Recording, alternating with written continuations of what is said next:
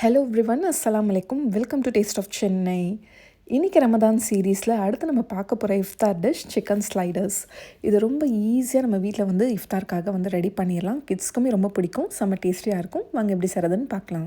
இந்த ரெசிபி செய்கிறதுக்கு நான் சிக்கன் பிரஸ்ட் எடுத்திருக்கேன். இதை வந்து சின்ன சின்ன பீசஸாக கட் பண்ணிக்கலாம். 300 கிராம்ஸ் அளவுக்கு எடுத்திருக்கேன். இப்போ இதில் மசாலாலாம் சேர்த்துக்கலாம். தேவையான அளவு உப்பு சேர்த்துருக்கேன். அதுக்கப்புறம் ஜிஞ்சர் கார்லிக் பேஸ்ட் ஒரு டேபிள் ஸ்பூன் அளவுக்கு சேர்த்துட்டு, ஒரு table spoon red chilli powder, அதுக்கப்புறம் கொஞ்சமாக ரெட் சில்லி ஃப்ளேக்ஸும் சேர்த்துருக்கேன். இது வந்து ஆப்ஷனல் தான். ஒரு டீஸ்பூன் அளவுக்கு pepper powder, 1/2 teaspoon garam masala, அதுக்கப்புறம் ஒரு டேபிள் ஸ்பூன் அளவுக்கு ஃப்ரெஷ் க்ரீம், அப்படி இல்லைனா தயிர் கூட எடுத்துக்கலாம். அதுக்கப்புறம் ஒரு 1/2 லெமன் ஜூஸ் சேர்த்துக்கோங்க.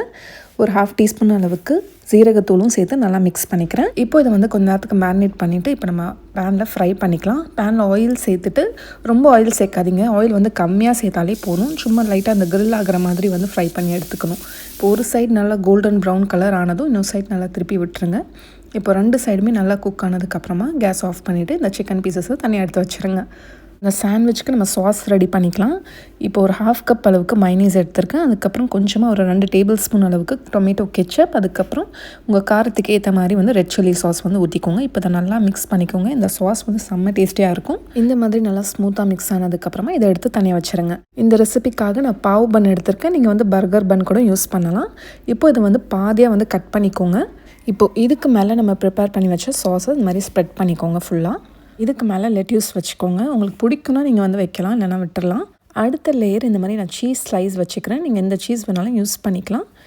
நான் வந்து ஒரு 3 ஸ்லைஸ் வந்து இதுக்கு மேலே வச்சுட்டு, அதுக்கப்புறம் நம்ம அடுத்த லேயர் வந்து நம்ம ஃப்ரை பண்ண சிக்கன் பீசஸும் வச்சுக்கிறேன். இப்போ இதுக்கு மேலேயும் கொஞ்சமாக அந்த மயோ சாஸ் வந்து போட்டுக்கிறேன். அடுத்த லேயர் இந்த மாதிரி மொசரல்லா சீஸ் ஃபுல்லாக வந்து சேர்த்துக்கோங்க. எவ்வளோ சீஸாக வேணுமோ அந்த அளவுக்கு சீஸ் சேர்த்துக்கோங்க. மேலே இருக்க அந்த பன்லேயும் கொஞ்சமாக மைனீஸ் வந்து நான் ஸ்ப்ரெட் பண்ணியிருக்கேன். அவ்வளோதான், க்ளோஸ் பண்ணிவிட்டு இப்போது இதுக்கு மேலே மெல்டட் பட்டர் யூஸ் பண்ணி ஃபுல்லாக ப்ரஷ் அப் பண்ணிக்கோங்க.